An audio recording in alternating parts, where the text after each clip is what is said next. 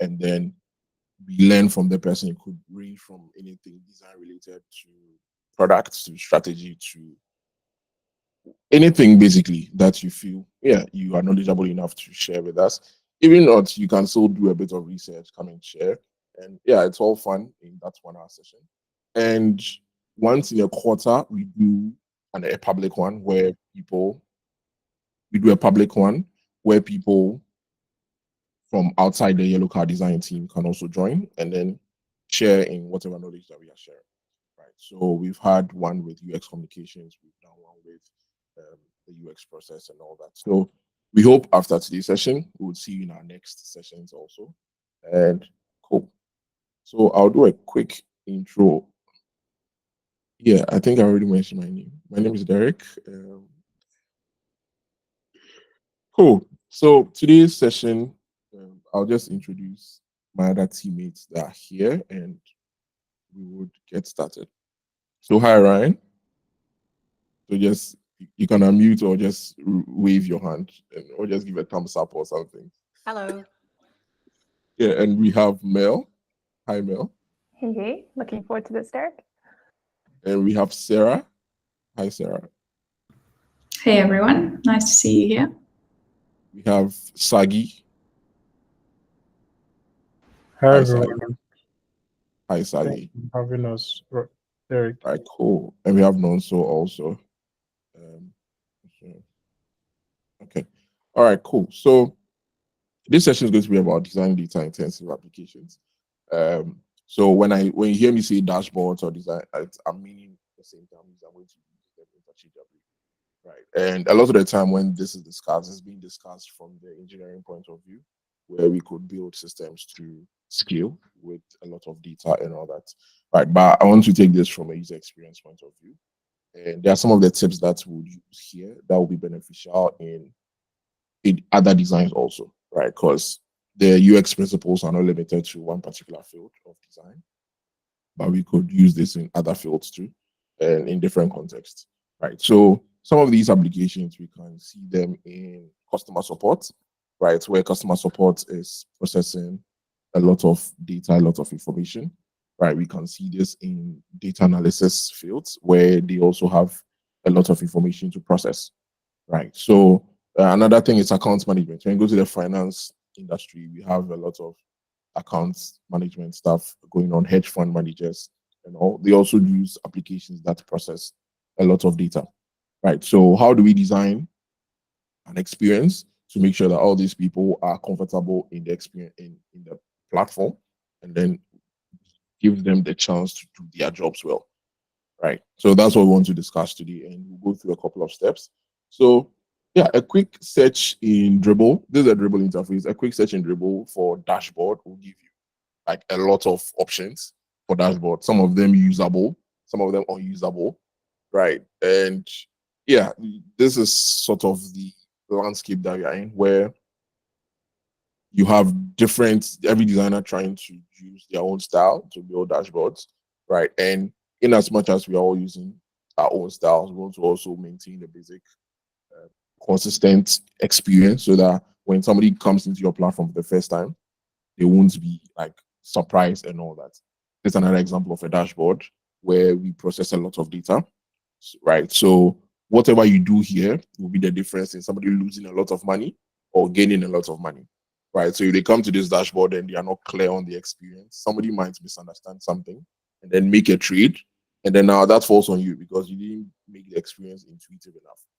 Right. So our job is not just to make the experience nice, but then if you are designing for instance, this particular dashboard, your job is to make sure that the customer doesn't lose money that they don't want to lose, or doesn't gain money that they've not put in the effort to gain. Right. So you want to make it as intuitive as possible and not confuse the user when they come onto this platform. Another example will be this, where we want to show a lot of information about the tokens and all that. Right. So with this, we want to make sure the information is easy to consume.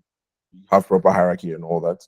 Right. The last example I'll show is this one also, where we show the graph or we show the balance and all that. Right. So dashboards and stuff can be used I just wanted to show dashboard and stuff can be used in a lot of different contexts, right? Not just in internal tooling, not just to make things look nice, or because you want to have a web app kind of feel. But then they are necessary in a lot of areas, just because my audio seems to be going. Oh, really? Okay. All right. So yeah, listen for just a few more seconds and see if it keeps on going on and again. Right. All right. Cool. Is it better? Okay. All right. Cool. Nice. Okay. So let's go through what we would be going through this on this session. So we'll have like 7 different chapters. I'll try to go through them quickly. We have the users, reliability, scalability, maintainability, collaboration, information architecture, and then data visualization. Right. We'll just go through all these to see how they play into the experience creation for like dashboards or for in applications that run a lot of data. Right. So the first one, we'll talk about the users. Right. This is usually the first point of call for a lot of designers.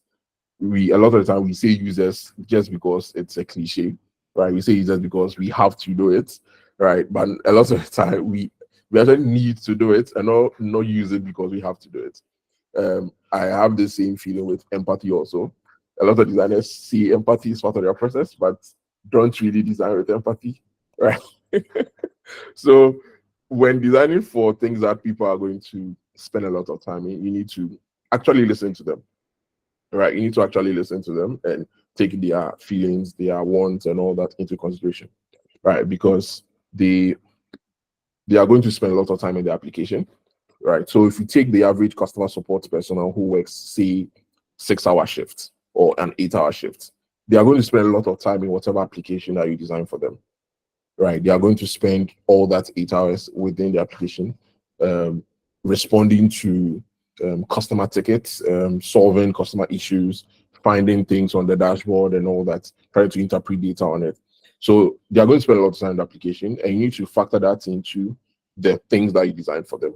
So for instance, if you are using a POS, right, for a vendor who runs a small shop outside, that POS is most likely going to be used a lot under direct sunlight.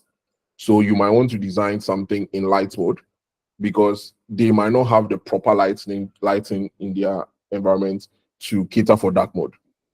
Right. So if they are using something in direct sunlight and you go and design something dark mode because you feel it's nice, it might not be practical to whoever is using this. Right. Or you go and use a dashboard for somebody who is 55 plus or somebody who is 60 plus, and then your base font size is 14 pixels. They might not have the proper eye sight. I don't know how to put it. Is it eye strength? Their visual, their eyes are not going to be good enough, in quote, right, to properly see and understand something with that small font size. Maybe it will work for somebody who is a millennium or a Gen Z and all that. But then for somebody who is that age range, you need to take them into your account. Maybe you can go the base font size to maybe 18 or 20, just to accommodate that particular edge case. Right. If you are dealing with a team or a group that's not highly technical, you might want to interpret the data as early as possible. Make sure the structure of the data is good for them so that once they get there, they see the most important things first, and then it will be easy for them to also understand because they are not as technical as maybe other people within the team, right? Then you don't just talk to them, actually listen to them. Don't just use talking to the users as something that's on your checkbox so that or your checklist so that you can just take it out. Okay, I did research. Okay, so at the end, how did this research affect the outcome of the project, right? So if you find yourself writing a case study where at the end of the case study or at the end of the project, the research didn't impact the final work, then you should realize that you didn't really talk to them.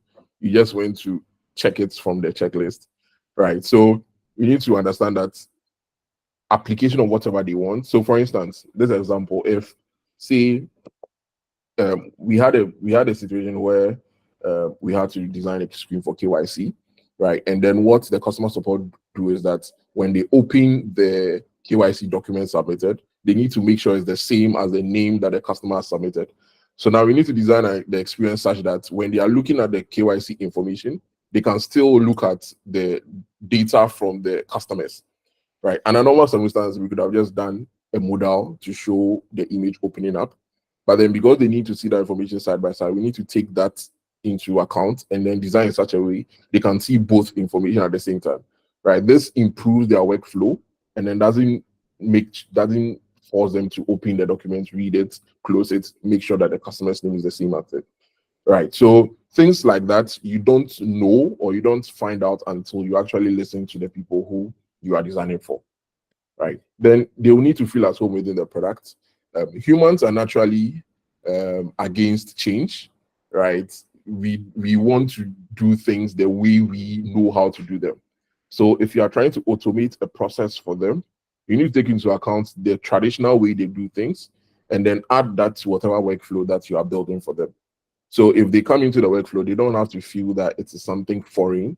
They need to feel like, oh, this is just similar to what I'm used to, right? They need to feel like, oh, this is something that I can easily understand.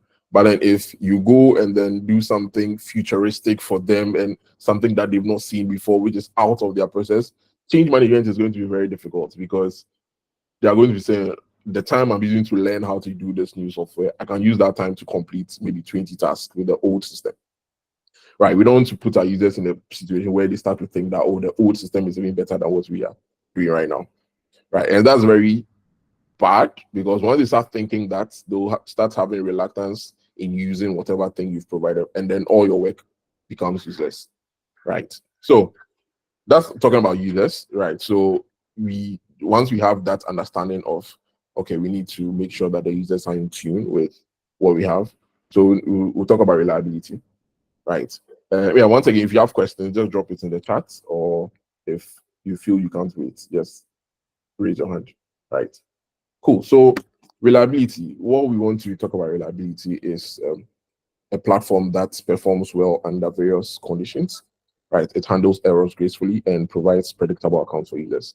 So I'll break this down into multiple sections. So with the consistent and predictable UX, we want users to get what they expect, right? If a user comes into your platform from another platform and they see, let's say, a question mark in the corner of your screen, they should know that, okay, when I click on this, I'll probably get help, right? When they see a caret by a title, or they see a caret on a card, they should think that, oh, okay, this is clickable, right? If they see a badge, or if they see an input field with a line in it, you know, okay, this is something I can type in. Users should get what they expect. And also, if they don't expect something, if it's a totally new experience that they are getting, we want to ease them into the new experience, right? Things like with guide screens, things like with tool tips, things like just a demo. There are products that use demos within their own product. So,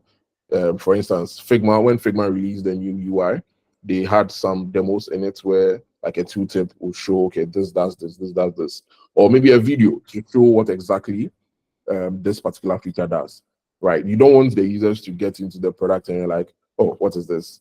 Okay, let me just revert to this and then maybe I'll come back later, right? So, for instance, right, if assuming you get into a dashboard like this, right? So if you, there's a question to us. Assuming you get into a dashboard like this, and I ask that, okay, if I want to go to account settings, where would you think I should click? Would I get a volunteer for that? If I want to go to account settings, where do you think I should click? Wait, I can annotate. Yeah, I can annotate. Oh, nice. All right, cool. Yeah, so who would like to volunteer? If I want to go to account settings, where do you think I should click? Top left. Yeah, top left, because the mental model, it's a mental model that we have learned from other platforms, right? So if you want to give somebody, let me see if I can draw. All right, cool. Yes. So top left is a mental model that we have acquired from other products and our usage of different design patterns and all, right? So when a user comes to your platform, you're like, oh, I want to go to account setting. Don't put it somewhere that they don't have to go and dig for it. Just put it where they feel it's obvious, right? Because once again, there's a lot of information that we want to show them on different dashboards, right? And we don't want them to spend their time for work looking for how to do other things, right? So for instance, if would you see I saw Abbas's hands up. So Abbas, this question is for you. would you say there's more to be done when I click on humidity? Would you say there's more information when I click here? And why would your answer be yes or no? Yeah, can you hear me? Yes, I can hear you, Abbas. Yeah, that's right. If you click on humidity, it should take you to another screen where you can see more information on that because of the forward arrow in there on the Yeah. card for humidity. Yeah, because of the carrots here. Yeah, right. So this is something that we've also learned from other products, maybe subconsciously or consciously. But once you see that, okay, there's a card or there's an element that has a carrot on it, it's probably clickable. Right. So these are some small things that we can do to quicken the workflow of our users, even if it's by 2 seconds. Right.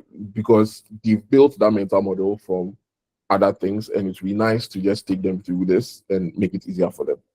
Right. So let's think I would be using this is cool. Okay, cool. All right.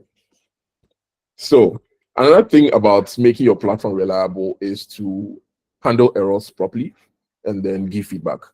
Right. So don't keep your users in ignorance.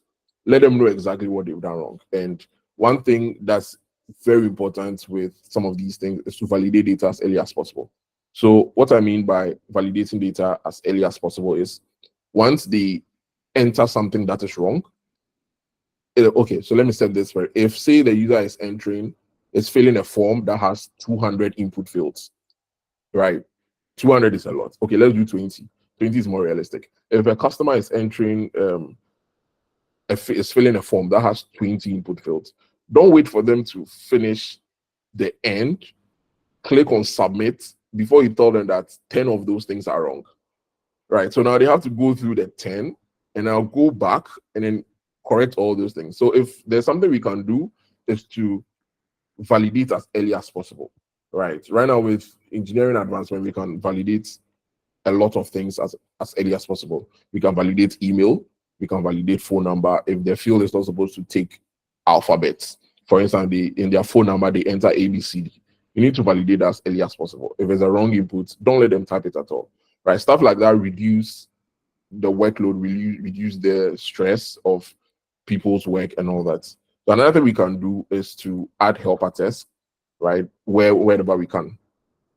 Right. So because we don't want them to go through the situation a lot or to go to the form a lot in order to rectify things, we can put example, this format, and then they know that, okay, once I get here, I need to input a format like this. Otherwise, I'm going to get an error. Right. So the aim of some of these things is, like I mentioned, to quicken the workflow, to make sure that the time that they'll use to worry about whether something is wrong or not, they use all that time to do actual work and not trying to solve errors, right? So one more thing I want to add to the reliability and not keeping your users in ignorance is for you to add proper loading states, right? Your loading state shouldn't just be one. For a lot of the time, right? For some context, you can add loading state for beautification. But then for some time where, if say you're going to load a lot of data and it's going to take, let's say it's going to take 5 seconds, right? 5 seconds is a lot of time for a user to wait. It might look like just 5 seconds, but for somebody who is anxious to complete a task, it's a long time to wait, right?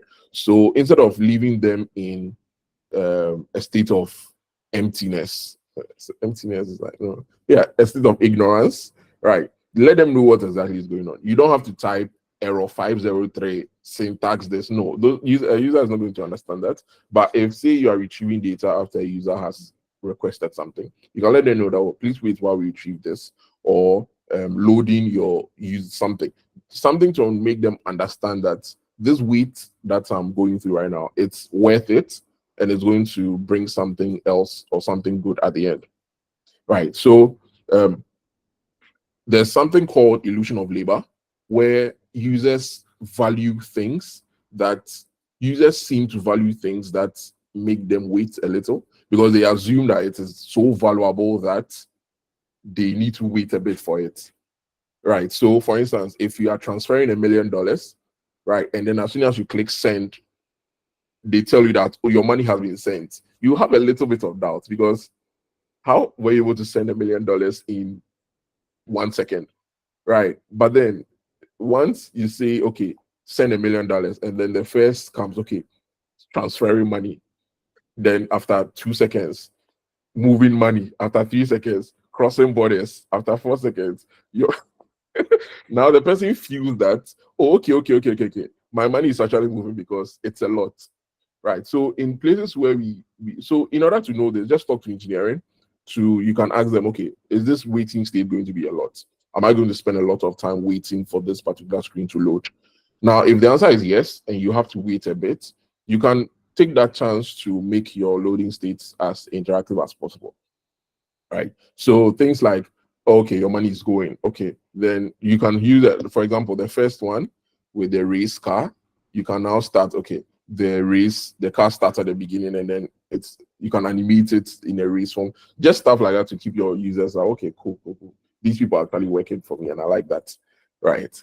All right. So the moral lesson for that is sometimes speed is not always the best. Sometimes you need to take your time in some of the things, right? All right. So enough about loading states. The last thing about making your product reliable, right, is to evolve the product. Right, there are some products or there are some dashboards that have been built in, say, 2009, and then they stopped designing them. They left all the updates to the engineers to start doing.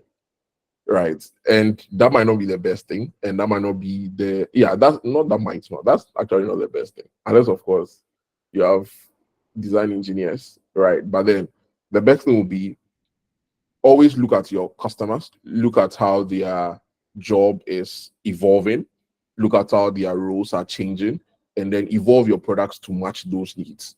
So imagine if you start a company today and you have 5 users, right, and you have 1 customer support person, the approach you take to designing that interface will be different from the approach you take if you are designing for, say, a team that has 500 customer support users and then 20 million users, right? Because for the first one, they have just 5 users. They might not need a lot of things that the 20 million users person would have.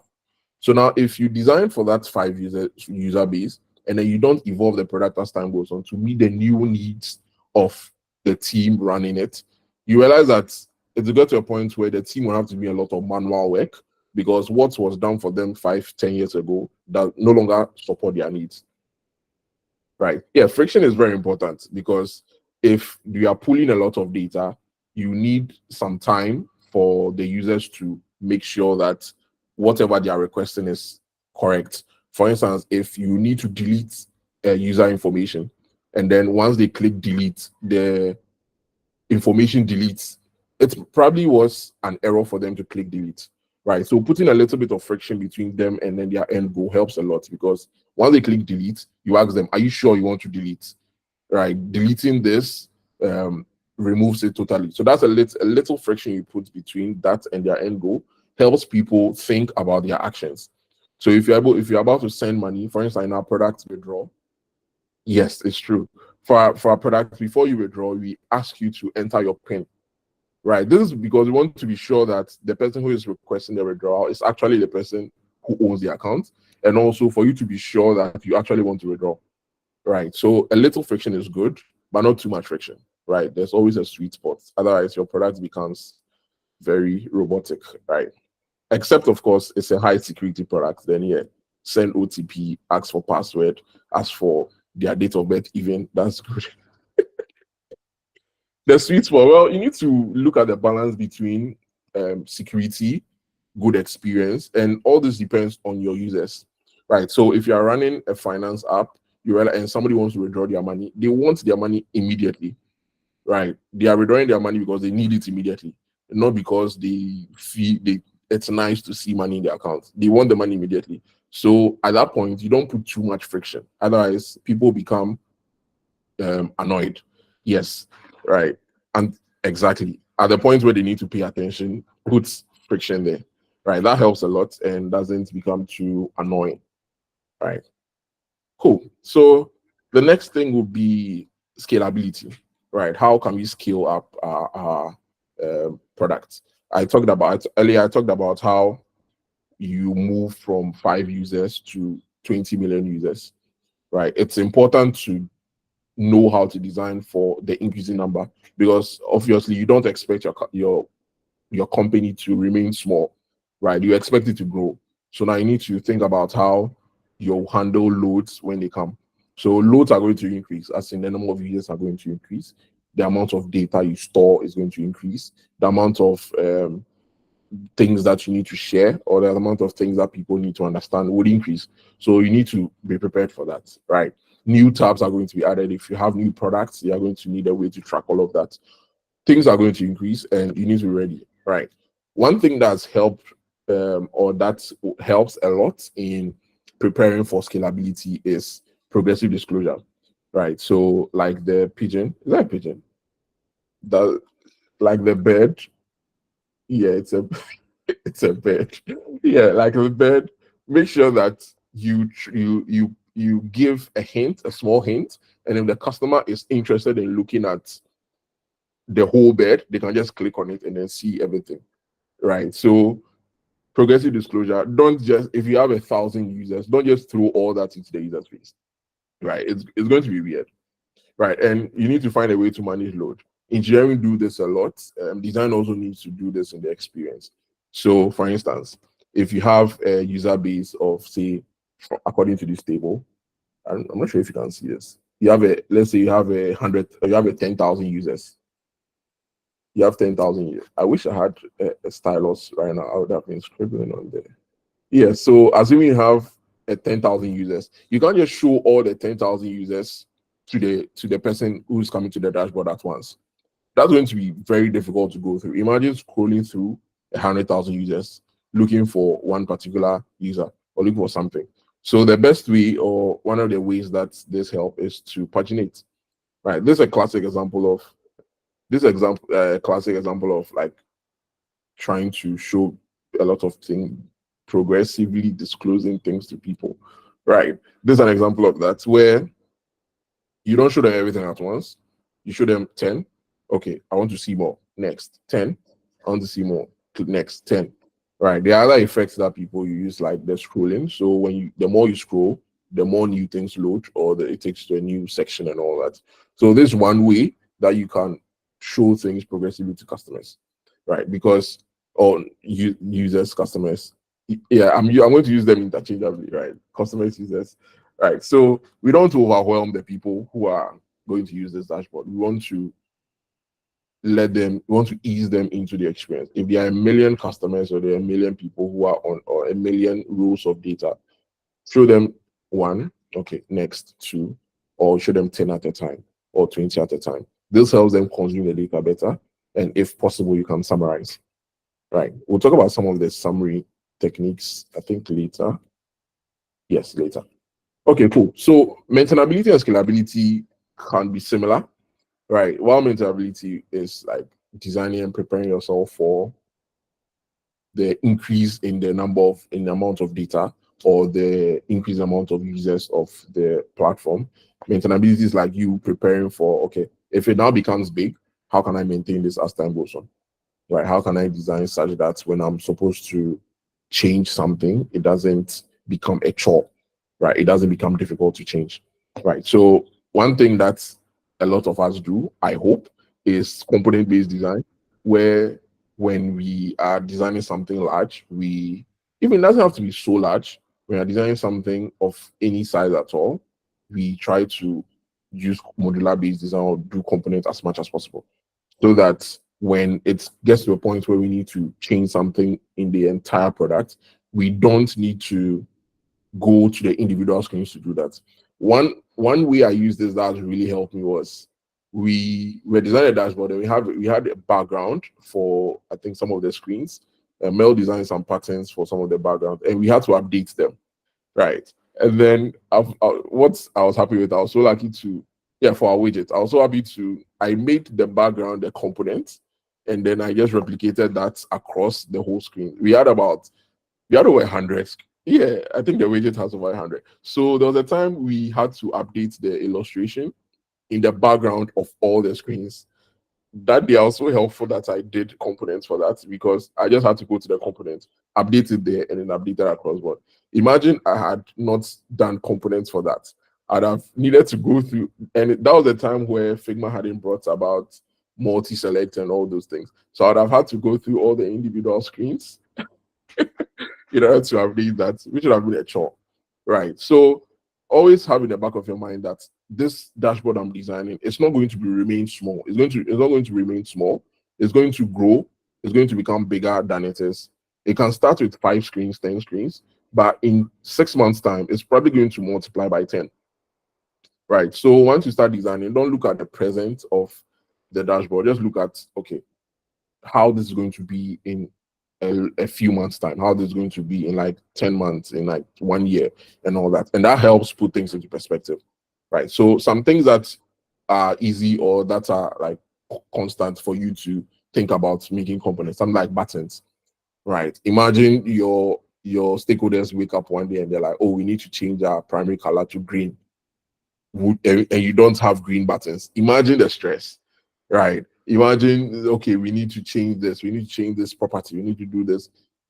It helps a lot when you use some of these things or when you apply modular design or component-based design on some of these things, right? Another thing will be input fields, right? Then we have colors, right? Things like this that we use across board, they are going to help a lot in maintaining whatever application that we design, right? So I want to show how we can, okay, so I want to show how this can apply in like real life scenario.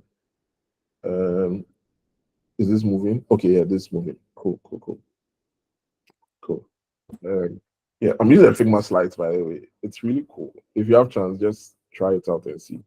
It's really cool. Okay, so this is a component, right? And this component has multiple properties. So what we want to do is like, can I show you the properties? Okay, what we want to do is like seeing how we can use the same component in maybe a couple of different instances, right? So maybe one first thing we can do is we can say hide the details, and then now we can use this component as just the display, right? If we want to do another thing, or say we want to hide the image, and then maybe, yeah, we can also have this as a card on its own, right? Same component.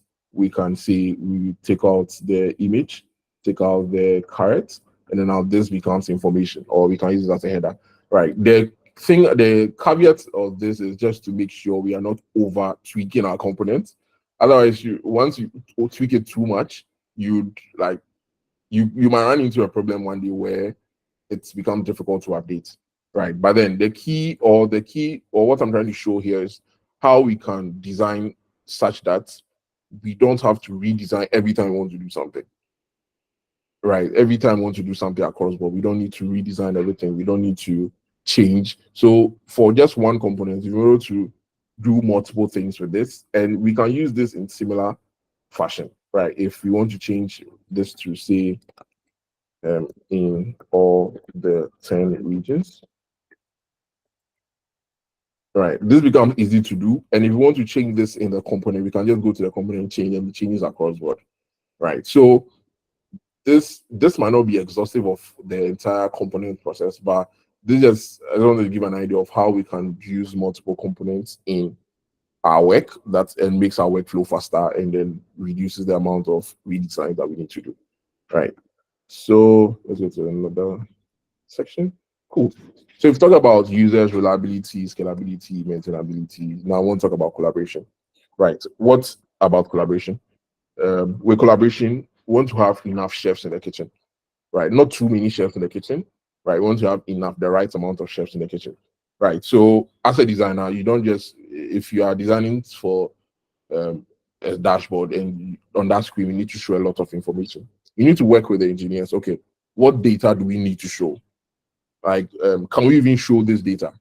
There are sometimes I've seen some designs online that have some data in some parts, and I'm like, is this even possible to show? Because there's some data that is nice to show, but it's not available readily on that screen, right? So now if you send that to your engineers that, okay, we want to show this information, Now the engineers have to now go and find a way to rebuild the system to see how they can pass that data from this screen to this screen. Now you are putting a lot of work on their table. So now work with the engineers. Okay, what data can we show? We can show name, email, and profile picture. Okay. Can we show their profile picture due to privacy reasons? Okay, we can show it. Okay, cool. Then now legal comes into play, right? So now you move from just your design table, you've gone to engineering, then go to legal. So now I've gone to legal. Let's assume you are designing a website. Now, okay, you need to talk to the SEO team, the marketing team.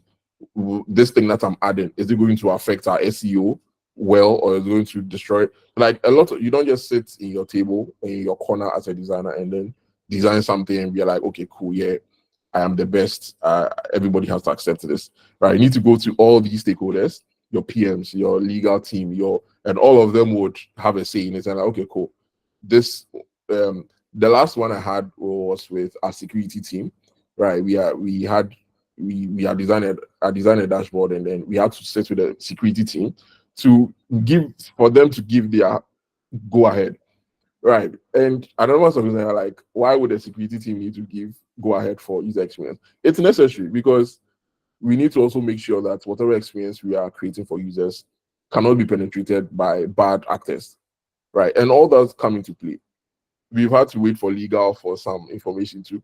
Like everything needs to, you don't just sit in your corner as a designer. That's why as a designer, you realize that after a couple of years of experience, you know a little bit about a lot of things that you might not need at that point in time, because you had to go argue with engineering, you had to go argue with the legal team, you had to go argue with marketing and all that. So to learn all whatever they do, right? So you need to have enough chefs in the kitchen, know what exactly we need to show, know how we need to show it, right? Know how we need to show it. Knowing how we need to show it is important because you might not understand the full concept of the full that man understand everything I'll go to read that particular data, right? But other people in other teams do. So it's important for you to know from their perspective and then do that. I can't count the number of times that it has actually helped me to go into engineering and then ask them that, okay, I go to Joseph and ask him, okay, what do we need to do here? Or how can we do this? And it has helped a lot.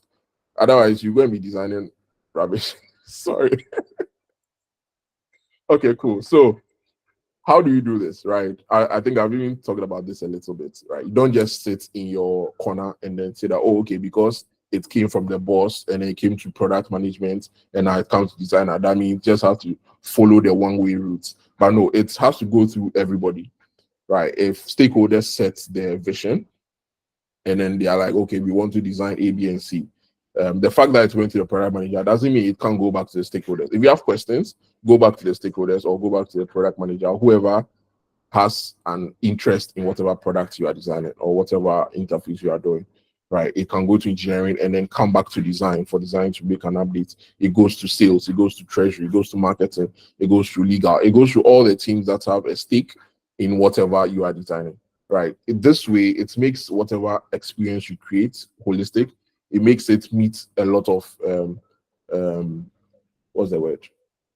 A lot of standards, right? A lot of expectations also are met because you didn't just sit and design from your own context, but then you included other people that are within your team, right? Give a minute. Okay, all right, cool. So let's talk about information architecture. Right now, we've done all these things. I might need to perform a lot of heavy computers in the body. Exactly. There's something that we sometimes we forget to consider in our designs. Some of the computations that happen in the backend. It's very true. Very true. Cool. So let's talk about information architecture. Right.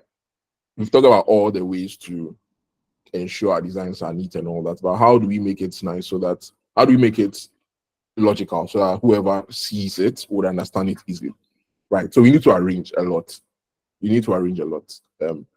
I read a quote this one that says, nothing good comes from the first iteration.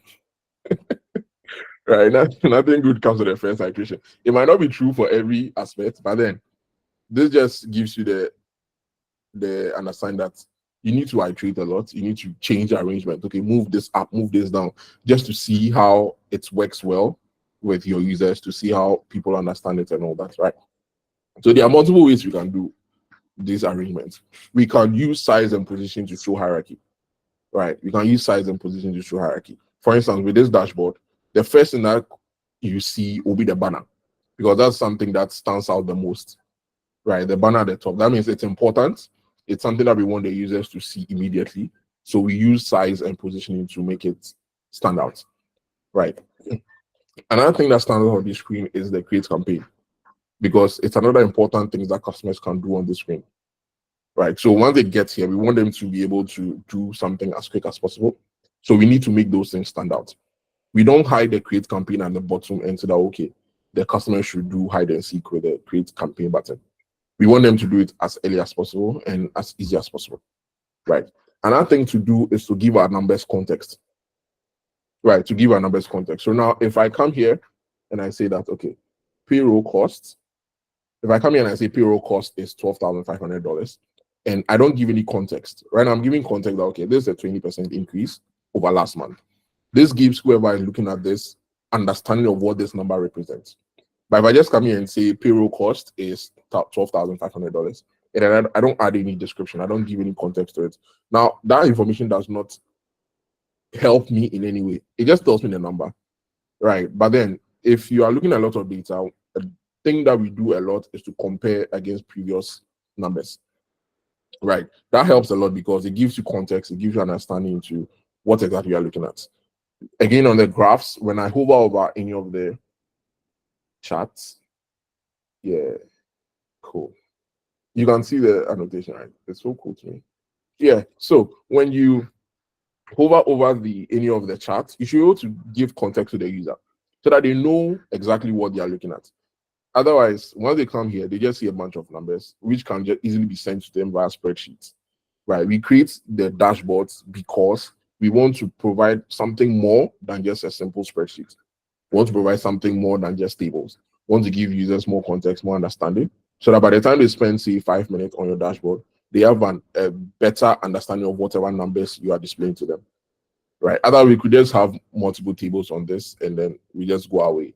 But the intentionality behind this, the way to make this better for users, to make the experience better, is to give them more context on this so that they will easily want to come back here every day, right?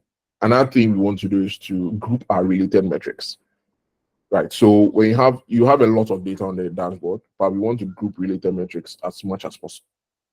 But I want to group things that are more related. So see, for instance, and how visible this is. Let me see if I can zoom in. Okay, cool. Zoom. Nice. All right. So now when we come here, we see that we have our numbers at the top, right? Then we have our graphs in the middle, and then we have our table at the bottom. Now, if I come here and I'm looking for a particular information, and I know that, okay, this information is, I need a summary. I know that all the summaries are at the top here, right? If I need a graph, I know that I just need to look in the middle here. If I need something in the table, I need to just look at the bottom here. Now, we talked about consistency in the beginning. So now if you are doing this for one particular screen, we need to maintain that consistency, right? In other ways, we show data across the dashboard. So that if I go to a particular screen and I want to find something that is a summary, I know that, okay, automatically the summaries are at the top. Exactly. The law of proximity, right? The summaries are at the top. So now I need to go to once I get to the screen, I just move my eyes to the top, and then I expect to find the summary there, right? Another thing, wait. Okay, cool, nice. This is another way we could group things. So we group the blue cards, we group the yellow cards, we group the green cards, and group the pink cards, right? So just to give users a way to quickly identify the things that are similar. And once they have this mental model locked in their head, it becomes easy to navigate your system, right? So that it's not now that they are coming to search through things and try to understand and all that. It becomes a chore for users, right? Now, the final thing with data, I've said a little bit about data in the beginning, but then what you can do. Okay, it's an AI. Okay, cool. I thought somebody just named themselves note taker. Okay, all right, cool. So understand the data, understand what's needed in the data, right? Is the data quantifiable? don't go and draw a pie chart for data that is not quantifiable, right? If it's not something you can measure, put it in a table, or if it's a map, you can use a map. If it's a heat map, if it's a table, right? Ask yourself if the data is quantifiable. If a user provides their data, their bio data, name, age, and the rest, don't go and draw a graph for that, right? Right? Ask yourself, okay, is this data quantifiable? Is it important to even show? Right? There are some data that it's very important to show from the onset, right? There are some that you need to wait for the user to click on to ask to request them, then you show them, right? Can you summarize this data? This table that has 100 entries, can we summarize this into one large line graph? If we can summarize it, let's summarize it for the user and give them a chance to see the breakdown, right? If we can summarize it, What's the most important data here? For instance, the dashboards we saw in the beginning, like this, the most important will be the summaries at the top. So let's show that first, and then we show the breakdown, and then we show other things beneath it, right? So next on data will be, plots and graphs. I've mentioned this. So graphs, so on the importance of graphs, it helps make data easy to understand, right? If it's a bar chart, if it's a pie chart, line graphs, time series analysis, all that, it helps us visualize and understand the data more. So if you have doubt about this, just walk to your data team. If you have a data team, walk to your data team. If you don't have a data team, go to Google and then ask Google that, okay, cool, where can we use these graphs? Just study how other dashboards use theirs, right? If it's something that you can use proportions, then you can use a pie chart, right, to depict the proportion, okay, 20%, 10%, 1%, or if you can use proportion, then you do that. If it's something you want to track as time goes on, you can use a line chart or a bar graph or a time series, right? So understand the data that you want to show, understand how much data there is to show, and then you can use all that information to visualize, right? Something like this you can use. So if I come here and I don't even need to read this description at the bottom here, that's 12% increase. Once I see this graph is green and goes up, I understand that, okay, this is a positive thing. Once I come here and I see red going down, I know that, okay, there's a problem somewhere. This small visual cues take off a couple of seconds from the workflow of people and the time it takes for them to understand stuff, right? And if you expect users to always drill down on their own without giving them context beforehand, they are going to struggle to go to your platform, right? And if you have, I chanced upon this, I mean, they launched it last week or this week, ShadCN chat. So you can take a look at it and then see how you can involve some of the chats in your workflow, right? They have some very beautiful chats, and it's just go to ShadCN, just Google ShadCN, and I'm going to put in the chat, ShadCN. Just Google ShadCN, and it's going to take you to the chat. It's very cool, and you can learn a lot from how they've implemented chats. And it's open source too, so if you want to contribute. So all this plenty talking, what is the takeaway? Right. So we need to be intentional every step of the way, right? Everything we do in a huge dashboard goes a long way to determining whether somebody does their work well or someone does their work badly. Because if we provide a bad experience for the customer support person, they won't be able to finish their work on time. If we are designing a dev tool and then we have a bad experience, people are not going to be able to complete their task on time. And that comes from us. That doesn't come from they not being able to complete the work, right? So we need to have in their mind that data is overwhelming. A lot of data is overwhelming, and people need to be eased into all those experiences, right? We are designing to help others do their job, and every place we position everything plays a very key role in people's lives, right? Experiment to find out what works best for the group you are designing for. Probably some of the things I would say might not apply to, or some of the things I've said might not apply to some of the people you design for, right? So experiment, see a lot of the things that have been said online in other places, see what works for the particular context that you are designing for. Maybe you are designing for babies, right? Babies are not going to understand graphs. Or designing for kids. Kids might not understand a time series or might not understand what this bar chart or what the green arrow app represents. But you need to understand the context you are designing for, right? If you are designing for a fast-paced environment, you might want to make your font size bigger and then your call to actions bigger because people are in a hurry, they want to click fast. For example, if you are designing for a restaurant chain, right, you need to make sure that the experience is as clear as possible to make sure they can click as fast as possible. So look at the context you are designing for and make sure that whatever you do suits them, right? The last one is to learn, right? And when I mean learn, I don't mean just learn design, learn everything, right? Because if you are designing for a crypto company, you need to learn a bit about the industry. If you are designing for a hedge fund management, you need to learn about the industry. Architecture, you need to learn about the industry. So that you use all that knowledge to improve your work and to make sure that whatever you produce helps the people in the industry. Right? How can you do this? Speak to the stakeholders. They've been in the business 20 years, 30 years, and all that. Learn from them, see what they know, and see how you can use whatever they are used to create good experiences for them. Right? And another thing would be to find out what other teams are doing and don't live in a bubble. So if you are working on a project with, like I mentioned, the teams I mentioned, engineering, legal, and all that, find out what they are doing. Like, okay, how does what you are doing affect what I'm trying to also do? Right. So don't design in a bubble and then you go to the stand up and realize that, oh, whatever I've designed doesn't match whatever engineering is doing. Then I have to go and restart everything you are doing. Right. That doesn't help anyone. Right. And finally, questions. This question is two forms, whether, you need to have questions for your stakeholders and whether you guys also have questions for me. Okay. All right, cool. So I think this is the last one. Yeah, this is the last slide. And I hope we have learned something new. And if you have questions too, we have like 7 minutes. You can raise your hand, ask question. If there's a comment, a disagreement, you have an argument, you have an interrogation.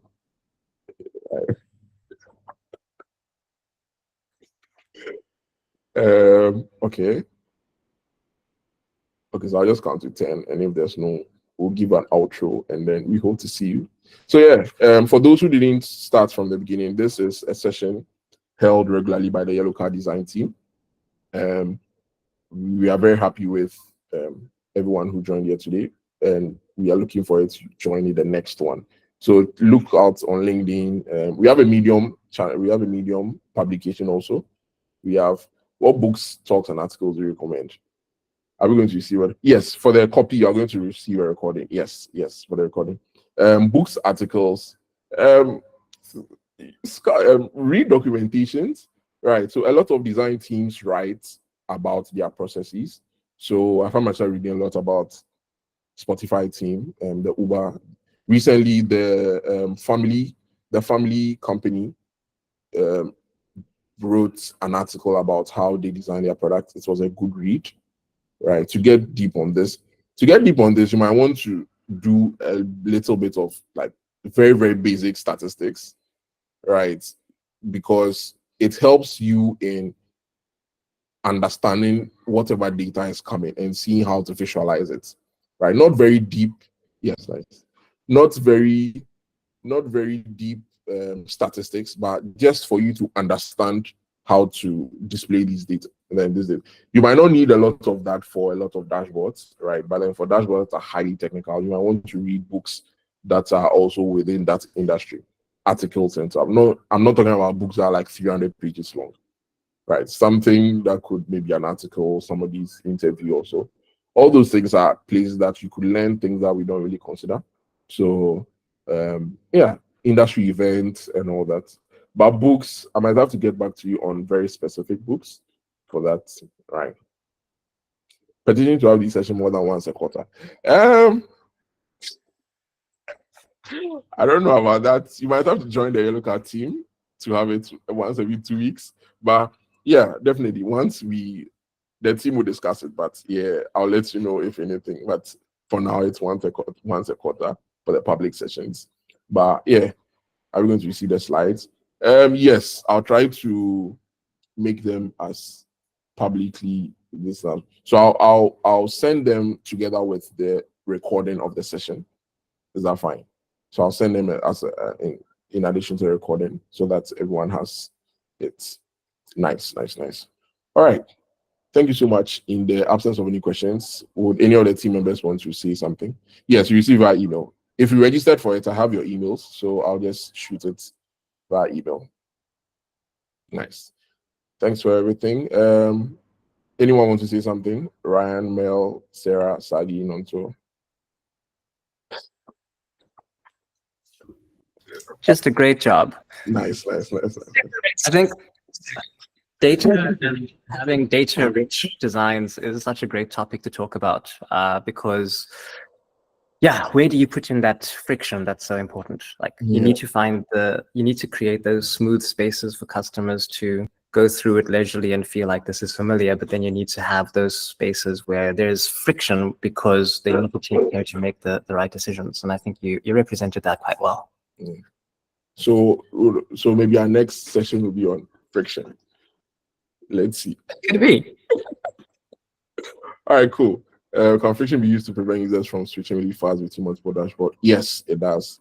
It does, especially for logging out, people deleting all those dangerous activities, right? It's important for you to add friction. So don't just delete the record because they click on delete. Don't just log them out because they click log out. Ask them, are you sure? If yes, then cool. Right. So friction is important. And yeah, I think it will be a nice session for next time. Cool. Thank you so much, everyone, for joining. Wherever you found this to register, it will be there again for the next session. Right. So thank you so much and enjoy the rest of the day. Bye.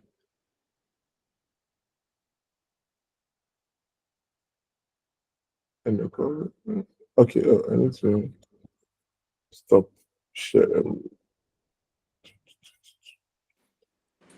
Hello, Derek. Hello, boss.